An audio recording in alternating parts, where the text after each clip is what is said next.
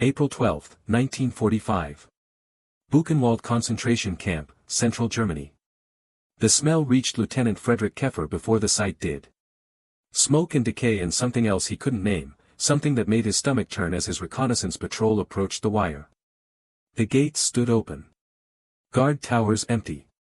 No one had told them what they would find here, though later he would wonder if anyone could have prepared them for it. Inside the compound, thousands of men moved like shadows. Striped uniforms hanging from frames that barely resembled human beings. Some could walk. Most could barely stand. A few just sat in the April mud, staring at nothing, as if they'd forgotten how to move at all. Keffer was 23 years old. He'd seen combat across France and into Germany. He thought he understood what war looked like.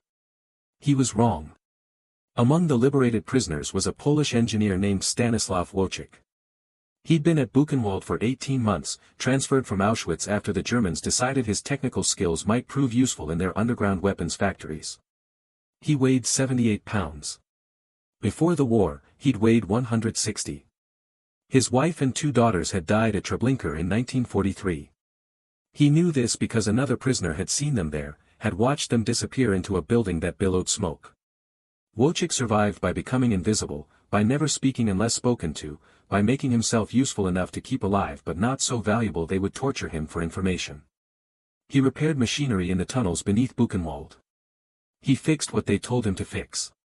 He never asked what the machines were for. He already knew. Now, standing in the April sunshine, free for the first time in years, Wojciech felt nothing. Not relief. Not joy. Just a strange emptiness where emotions used to live. Liberation had come too late for the people he loved. It had come too late for the person he used to be. Lieutenant Keffer and his men had food. They had medical supplies. They had the best intentions. But they didn't have enough, not nearly enough for the thousands of prisoners flooding out of the camp's barracks, desperate and dying. The military medical protocol was clear. Provide high-calorie rations to the starved. Get nutrients into them as quickly as possible. Build them back up. It seemed obvious. It seemed humane. It was killing them. Within hours of liberation, prisoners began dying. Not from typhus or tuberculosis or the beatings they'd endured. They died from eating. Their bodies, pushed beyond all biological limits, couldn't process the sudden influx of rich food. Their systems, adapted to starvation, went into shock when confronted with nutrition. It had a name, though the medics at Buchenwald didn't know it yet: refeeding syndrome. A man who'd survived years of calculated cruelty would die from a chocolate bar. A woman who'd endured selections and forced labor would collapse after eating a full meal. The very act of feeding them, of showing them kindness, was fatal. By the end of the first day, 12 prisoners had died this way. By the end of the second day, 43. The medical officers were horrified.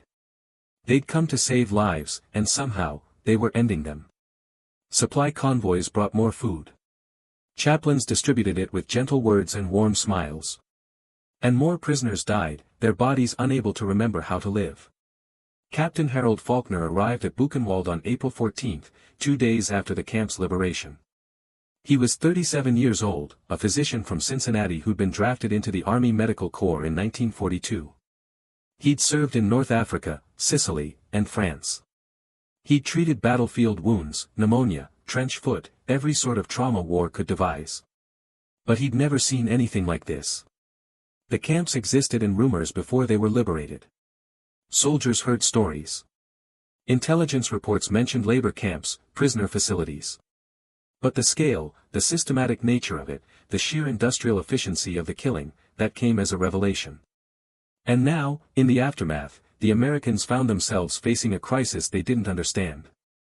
Faulkner spent his first day examining bodies. Not the dead from the camps, though there were plenty of those. He examined the prisoners who died since liberation, trying to understand what had killed them. They showed no signs of poisoning. No infectious outbreak. No trauma. They'd simply eaten and died. That evening, he sat in a requisitioned German house that now served as the medical command post. Reports covered the table. Death certificates. Supply inventories. Every document told the same story. They were losing prisoners faster than the Germans had been killing them in the final weeks before surrender. "We're doing something wrong," he said to no one in particular. The other officers looked at him. They were exhausted. They'd been working around the clock. None of them had slept more than a few hours in days. And now this captain from Cincinnati was suggesting they were somehow responsible for the deaths they'd worked so hard to prevent. "We're following procedure," one of them said. "Standard field nutrition protocol." "Then the protocol is wrong." The room went quiet. Suggesting that established military medical procedure was flawed bordered on insubordination. But Faulkner wasn't making an accusation. He was stating an observation, the same way he might note a patient's temperature or pulse. The protocol was designed for wounded soldiers, not for people who'd been systematically starved for years. "These prisoners aren't injured troops," Faulkner continued. "Their bodies have adapted to starvation. We can't treat them like combat casualties. We need a different approach." "What approach?" another officer asked. "We can't let them starve." "No. But we can't feed them normally either. We need something gradual. Careful. We need to reintroduce nutrition slowly, in a way their bodies can handle." The room remained silent. What Faulkner was suggesting sounded impossible. They had thousands of prisoners, limited medical staff, and even more limited time. The idea of creating individualized feeding programs, of carefully calibrating nutrition for each patient, seemed absurd given the scale of the crisis. "It won't work," someone finally said. "We don't have the resources. We don't have the time." "Then we'll make time," Faulkner replied. "Because what we're doing now isn't working. We're killing people with kindness." That night, unable to sleep, Faulkner walked through the camp. Prisoners sat in small groups, some talking quietly, others just staring into the darkness. They'd been freed from one nightmare only to find themselves trapped in another. Liberation should have meant survival. Instead, it had become another way to die. He found Stanislav Wojcik sitting alone near one of the barracks. The Polish engineer hadn't eaten much since the Americans arrived. He'd watched other prisoners gorge themselves on the rich food the Americans distributed, had seen them collapse hours later. So he'd been careful. A little bread. Some water. Nothing more. Faulkner sat down beside him. He didn't speak at first. What was there to say? He'd come to save lives and was presiding over deaths. But Wojcik broke the silence. "You're trying to help," he said in careful English. "But you don't understand." "Help me understand," Faulkner replied.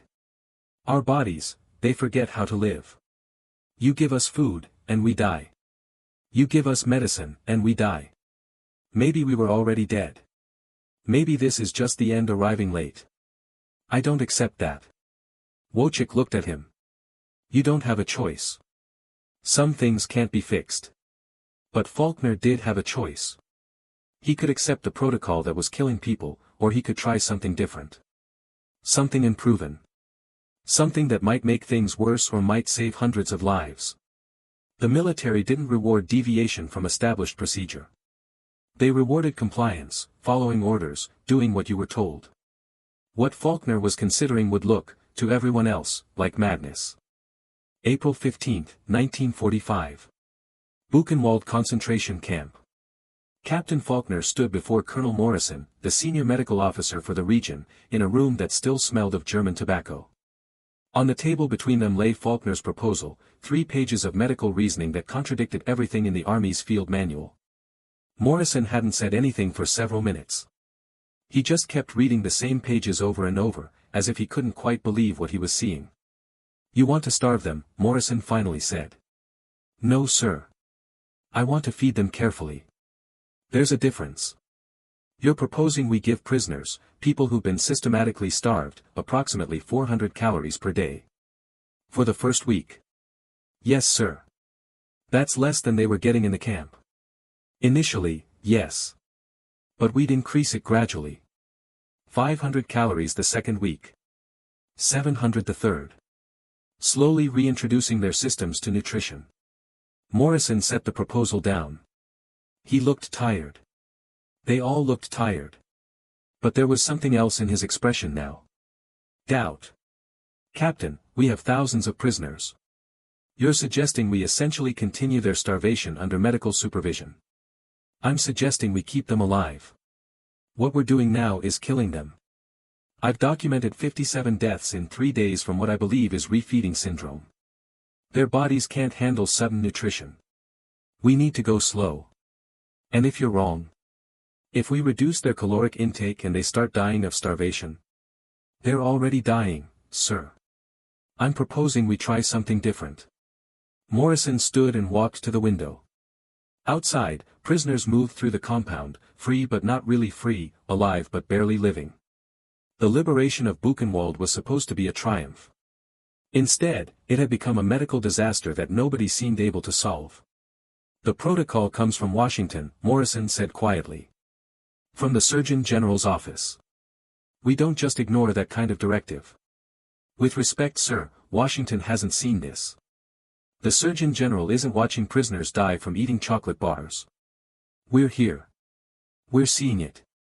We need to adapt. Adapt. Morrison turned back to face him. What you're proposing isn't adaptation, Captain. It's abandoning established medical practice for a theory you developed in 3 days. It's not a theory, sir. It's observation. Every prisoner who's died since liberation has died the same way. Sudden nutrition shock. Cardiovascular collapse. Their bodies can't process what we're giving them. The solution isn't more food. It's less food, given more carefully. The silence stretched between them. Outside, somewhere in the camp, someone was calling for a medic. It happened constantly now. The liberators had become undertakers, documenting deaths they couldn't prevent. If I approve this, Morrison said slowly, and people die of starvation, it's on me. It's on both of us. They'll court-martial us for dereliction of duty. And if we keep following the current protocol, more people will die. That's certain. What I'm proposing is a chance. Maybe the only chance they have. Morrison picked up the proposal again. You want to start with 50 prisoners. Test cases. Yes, sir. The healthiest 50. The ones most likely to survive the transition. We monitor them carefully. If it works, we expand the program. If it doesn't, we stop immediately. And you'll need dedicated medical staff. Resources. Time. I'll need permission, sir. The rest we'll figure out. Morrison was quiet for another long moment. Then he signed the bottom of the proposal. You have 1 week, Captain. 50 test subjects. If you lose more than 5, we stop immediately and return to standard protocol. Clear. Clear, sir. And Faulkner? I hope you're right. Because if you're wrong, we're both finished. The next morning, Faulkner assembled a team. Lieutenant Patricia Caldwell, an army nurse from Vermont. Sergeant David Klein, a medic who'd been at Normandy. Private John Yazzie, a Navajo medical orderly who'd been assigned to Buchenwald the day before. None of them knew what to make of Faulkner's plan, but they'd seen enough death to be willing to try something different. They selected 50 prisoners based on medical assessment. Not the sickest, who would likely die regardless. Not the healthiest, who might survive on their own. They chose the ones in between, the prisoners whose survival hung in the balance, whose bodies might still remember how to live if given the right chance. Stanislav Wojcik was among them. The feeding protocol was simple in theory, complex in practice. Each prisoner would receive 400 calories per day, divided into 6 small portions. Thin soup. A small piece of bread. Weak tea. Nothing rich. Nothing sudden. The portions would increase by 50 calories every 3 days, assuming the prisoner's body tolerated the increase. Lieutenant Caldwell thought it sounded like torture. We're asking them to stay hungry, she said quietly.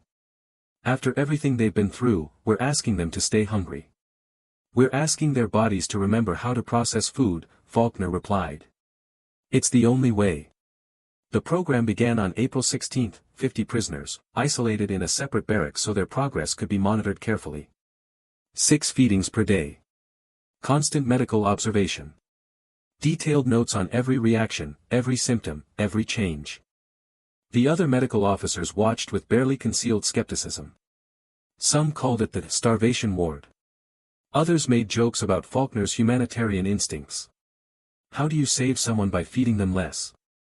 It defied common sense. It defied medical training. It defied basic human decency. But something strange began happening. The prisoners in Faulkner's program stopped dying. On the first day, none of the 50 test subjects showed signs of distress. On the second day, 2 complained of hunger but showed no medical complications. By the third day, all 50 were stable. Their vital signs remained steady. Their bodies were holding. Meanwhile, in the main compound, prisoners continued to die at an alarming rate. 73 deaths in the week following liberation. Most from refeeding syndrome. Bodies overwhelmed by sudden nutrition. Hearts that stopped because they couldn't process the kindness being offered. Private Yazzie kept detailed logs. He noted everything: weight changes, blood pressure, temperature, mental state. What emerged from his notes was a pattern. The body could adapt, but only if given time. Rush the process and the system collapsed. Go slow and carefully, and survival became possible. Stanislav Wojcik gained 2 pounds in the first week. It wasn't much. But it was the first weight he'd gained in 18 months. He still looked skeletal. His clothes still hung loose. But there was something different in his eyes now. Not hope, exactly. He'd forgotten how to feel hope. But maybe the absence of despair. Maybe the faint possibility that survival was something other than an accident. "You're doing this to prove a point," he said to Faulkner one evening. "I'm doing it to keep you alive." Same thing, maybe. Wojcik smiled slightly. It was the first smile Faulkner had seen from any prisoner. "In the camp, we learned to recognize the ones who cared. The guards who saw us as people. There weren't many. But you could tell. They looked at you differently." "How did I look at you?" "Like you were angry. Not at us. At what happened to us. That's different. Most people who see us now look sad. Or guilty. Or afraid. You look angry. That's good. Anger wants to fix things." Faulkner didn't know what to say to that. He wasn't angry, exactly. He was exhausted. He was overwhelmed. He was watching people die and trying desperately to stop it. But maybe Wojcik was right. Maybe underneath everything else was anger. Anger at what had been done to these people. Anger at a world that could produce something like Buchenwald. Anger at his own inadequacy in the face of such suffering. By the end of the first week, all 50 prisoners in the test program remained alive. The success rate was 100%. In the main compound, during that same week, 84 prisoners died, bringing the total post-liberation deaths to 157. Colonel Morrison called Faulkner to his office on April 23. "Expanded," he said without preamble. "All prisoners. Implement your protocol immediately. Sir, we'll need more medical staff. More careful monitoring. I don't care what you need, Captain. Get it. Your program works. Everything else doesn't. As of now, we're switching to your feeding protocol for all liberated prisoners." It should have felt like vindication. It should have felt like victory. Instead, Faulkner just felt tired. What about Washington? The Surgeon General's office? Let me worry about Washington. You worry about keeping these people alive. The implementation of Faulkner's protocol across Buchenwald happened quickly, but not smoothly.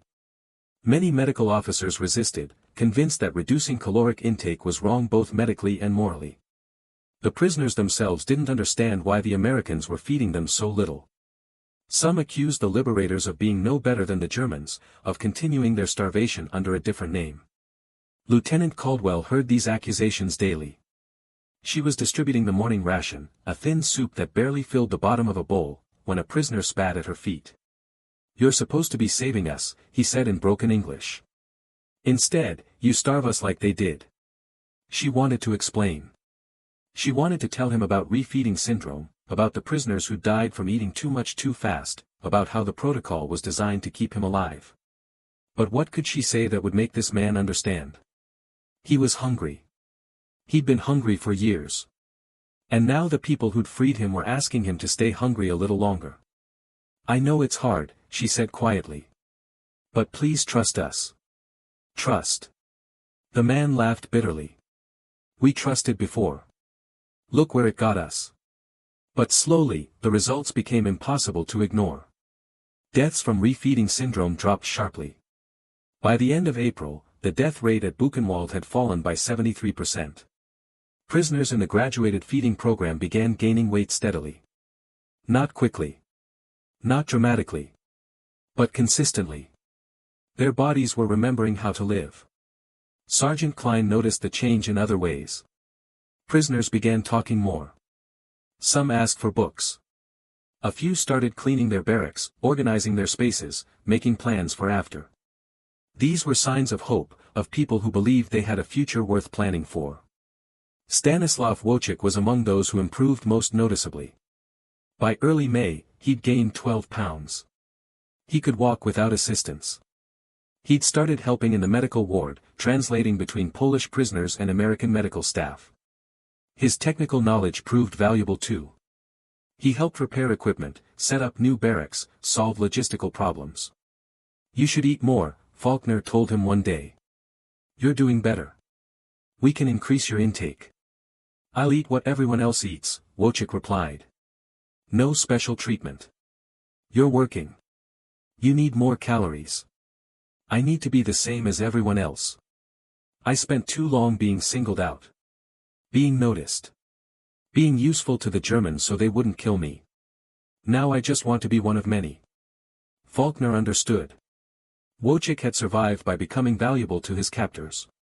Now he wanted to survive by becoming invisible again, by blending into the mass of prisoners, by being just another man trying to rebuild a life. Special treatment, even beneficial treatment, carried echoes of the selections, the arbitrary decisions about who lived and who died. Word of Faulkner's protocol spread to other liberated camps. Dachau, Bergen-Belsen, Mauthausen. Medical officers facing the same crisis, the same horrifying irony of watching freed prisoners die from liberation. Some adopted the graduated feeding approach immediately. Others remained skeptical, convinced that the traditional protocol would work if given more time. The camps that implemented Faulkner's method saw dramatic drops in post-liberation mortality. The camps that didn't continue to lose prisoners at alarming rates. By June 1945, the evidence was overwhelming. The U.S. Army Surgeon General's office issued new directives. All liberated concentration camp prisoners would be placed on graduated feeding protocols. The exact specifications varied based on individual medical assessment, but the core principle remained constant. Slow reintroduction of nutrition. Careful monitoring. Patience. It was officially called Protocol for Nutritional Rehabilitation of Severely Malnourished Patients. But among the medical staff who'd been at Buchenwald in April, it was known simply as Faulkner's Protocol. Captain Faulkner himself never used that name. When people asked him about it, he deflected credit. It's not complicated, he would say. We just stopped making things worse. But it was more complicated than that. What Faulkner had done was challenge established military medical practice during wartime. He'd proposed something that sounded cruel to save people from unintentional killing. He'd been willing to be wrong, to be court-martialed, to have his career destroyed, because he believed the traditional approach was failing. In late May, Colonel Morrison received a communication from the Surgeon General's office. They wanted a full report on the Buchenwald feeding protocol. They wanted data, statistics, medical reasoning. They wanted to understand how an army captain in Germany had developed a treatment program that contradicted decades of nutritional medicine. Faulkner spent 3 days writing the report. He included mortality statistics, patient outcomes, detailed medical observations. He tried to explain how he'd arrived at the protocol, but the truth was simpler than any medical justification. He'd watched people die and tried something different. That was all. The response from Washington came in early June. The Surgeon General's office commended the innovative approach. They requested Faulkner be assigned to develop training materials for all medical personnel dealing with liberated prisoners. His protocol would be taught at every military medical facility. It should have felt like recognition. Instead, Faulkner felt something closer to sadness. Recognition meant people understood how many had died. It meant the scale of the camps was becoming clear. It meant the world was finally seeing what had been done. By mid-June, most of the Buchenwald prisoners had been transferred to displaced persons camps or repatriation centers. The camp itself, with its guard towers and barbed wire and crematoria, stood empty. It would be preserved as a memorial, a reminder of what had happened there. Stanislav Wojcik was among the last to leave. He'd gained 42 pounds since liberation. He still looked thin, but he no longer looked skeletal. He could work full days. He could think clearly. He could remember his life before the camps without collapsing under the weight of what he'd lost. Faulkner found him on his last day at Buchenwald, standing near the gates. "Where will you go?" he asked. "Poland, eventually. Though there's nothing left for me there. My family is dead. My home is gone. But it's still home." Wojcik was quiet for a moment. "You saved my life. You know that. I just fed you properly." "No. You fought for us. When everyone else was following rules that didn't work, you fought to change them. That's different from just following orders. I was just doing my job.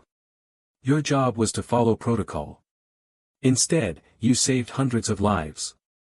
Those aren't the same thing." After Wojcik left, Faulkner walked through the empty camp one last time. The barracks stood open, their bunks stripped of the thin mattresses that had held too many dying men. The parade ground, where prisoners had stood for hours in all weather, was overgrown with weeds. The camp was becoming a ghost, and maybe that was right. Maybe it should be haunted. He thought about the prisoners who died in those first days, the ones who'd survived the Germans only to die from American kindness. He thought about the protocol that had killed them, the established procedures that prioritized immediate nutrition over gradual recovery. He thought about how close he'd come to following those procedures himself, how easy it would have been to defer to authority and let people die. In the end, what saved hundreds of lives wasn't medical brilliance. It was willingness to question authority. It was watching carefully and thinking clearly and having the courage to say that the emperor had no clothes, that the protocol was wrong, that something different needed to be tried. The war in Europe ended on May 8, 1945. Victory in Europe Day. Celebrations across the liberated continent. But in the camps, in the hospitals, in the displaced persons facilities, the real work of liberation was just beginning. Feeding people properly. Treating diseases. Helping broken bodies remember how to heal. By August 1945, when Faulkner finally left Europe for reassignment in the Pacific, his protocol had been implemented across dozens of facilities. Thousands of liberated prisoners had been successfully transitioned from starvation to normal nutrition. The mortality rate from refeeding syndrome had dropped by more than 80%. These were numbers. Statistics. But they represented individual human beings who lived because someone had been willing to try something different. They represented futures that wouldn't have existed if protocol had been followed. They represented Stanislav Wojcik and thousands like him, men and women who got the chance to rebuild lives that had been systematically destroyed. December 1947. Cincinnati, Ohio. Harold Faulkner stood in his office at Cincinnati General Hospital, looking at a letter from Warsaw. It was from Stanislav Wojcik, whom he hadn't heard from in over a year. The Polish engineer had made it home, had found work at a rebuilding factory, had even remarried. His new wife was a war widow with a young son. They were making a life together, Wojcik wrote, building something from the ruins. "I think of Buchenwald every day," the letter said. "Not the horror. I've locked that away. But the kindness after. The patience. You taught me that survival requires more than just being alive. It requires time to heal. I'm still healing. Maybe I always will be. But I'm alive to do it. That's because of you." Faulkner folded the letter carefully. He kept it in his desk drawer, along with others like it. Letters from survivors. Letters from families. Letters thanking him for something he still wasn't sure deserved thanks. He'd just done what seemed logical at the time. But the impact of that logical decision rippled outward in ways he couldn't have anticipated. Faulkner's protocol became standard medical practice not just for concentration camp survivors but for all cases of severe malnutrition. Famine relief organizations adopted it. Mission hospitals used it. By the 1950s, what had started as an emergency measure at Buchenwald had become the foundation for treating starvation worldwide. The medical term refeeding syndrome didn't exist in 1945.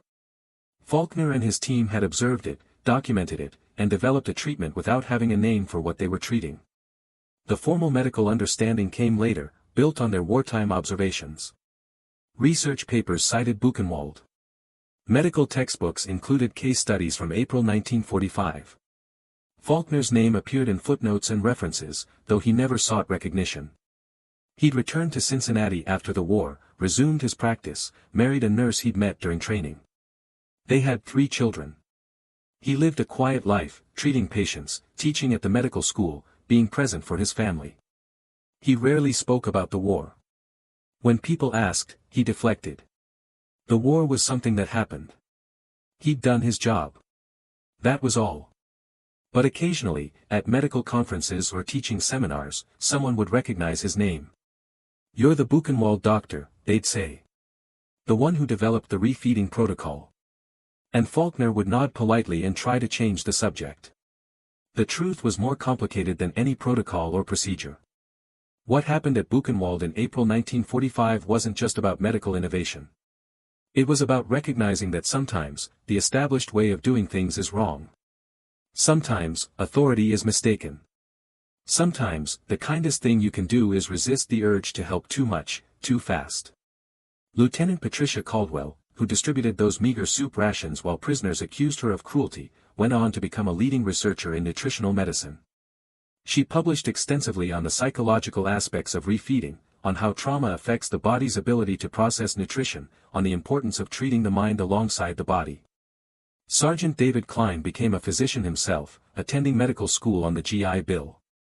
He specialized in treating Holocaust survivors, helping them navigate the long-term physical and psychological effects of their experiences. In his practice, he always emphasized gradual recovery. "Healing takes time," he told patients. "You can't rush it. You can't force it. You just have to create conditions where it becomes possible." Private John Yazzie returned to the Navajo Nation after the war. He worked as a medical officer at the Tribal Health Service, bringing modern medical practices to remote communities. He'd seen at Buchenwald how important it was to adapt treatment to specific populations, to understand that standard procedures don't work for everyone. That lesson shaped his entire career. The 50 prisoners who were part of Faulkner's initial test program had a 96% survival rate through 1946. 2 died from unrelated causes. The other 48 lived to rebuild their lives. Some returned to their home countries. Others emigrated to America, Palestine, Australia. They scattered across the world, carrying with them the memory of the American doctor who'd saved them by feeding them less. In 1965, Faulkner received a letter from Israel. It was from a group of Buchenwald survivors who'd emigrated to Tel Aviv. They were organizing a memorial service, they wrote, to honor the liberators who'd helped them survive. They wanted him to attend. They wanted to thank him in person. He didn't go. Travel to Israel wasn't simple, and he had patients who needed him. But he wrote back, a careful letter explaining that he appreciated the gesture but didn't feel worthy of special recognition. He'd just been doing his job. Any doctor would have done the same. But that wasn't true. Most doctors had followed the protocol. Most had deferred to authority. Most had watched prisoners die and blamed the circumstances rather than questioning the procedures. Faulkner had questioned. He'd challenged. He'd been willing to be wrong in pursuit of something better. That was the real lesson of Buchenwald. Not the specific feeding protocol, though that was important. The real lesson was about having the courage to question established practice when it's clearly not working. About being willing to try something different, even when it makes you look foolish. About understanding that sometimes, the most helpful thing you can do is resist the urge to help in conventional ways. By the time Harold Faulkner died in 1983, his protocol had saved an estimated 50,000 lives. That number included not just Buchenwald survivors but famine victims, eating disorder patients, and others suffering from severe malnutrition. His approach had been refined and expanded, but the core principle remained: gradual reintroduction of nutrition, careful monitoring, patience. At his funeral, several of his former patients spoke. A Polish engineer who'd survived Buchenwald and gone on to build bridges across 3 continents. A nurse who'd worked with him at Cincinnati General and learned to question authority when necessary. A professor of medicine who'd studied Faulkner's wartime journals and built a career on understanding nutritional rehabilitation. Each of them told versions of the same story. A man who'd seen suffering and refused to accept that nothing could be done. A doctor who'd challenged authority not out of arrogance but out of careful observation. A person who'd been willing to look foolish, to be laughed at, to risk everything, because he believed he saw a better way. Stanislaw Wojcik died in 1976 in Warsaw. He never became wealthy. He never achieved great recognition.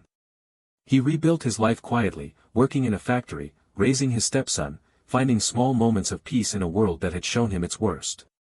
When he died, his wife found a small journal he'd kept, filled with observations from his years after the war. The final entry was dated 3 days before his death.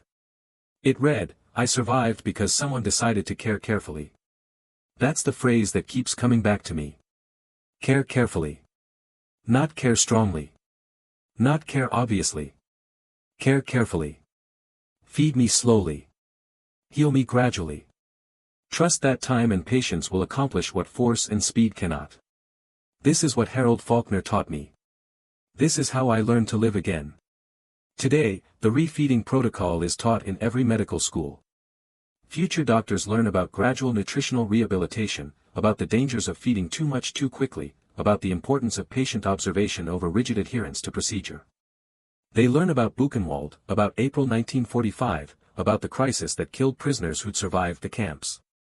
Some of those students will go on to work in refugee camps, in disaster zones, in places where severe malnutrition is a daily reality. They'll implement protocols descended from those 3 pages Faulkner wrote in a German house in April 1945. They'll save lives using principles he established when he decided that established practice wasn't working. And maybe, if they're thoughtful, they'll understand the deeper lesson. That sometimes, the most important thing a doctor can do is question. Question the protocol. Question the authority. Question whether what seems obvious is actually right.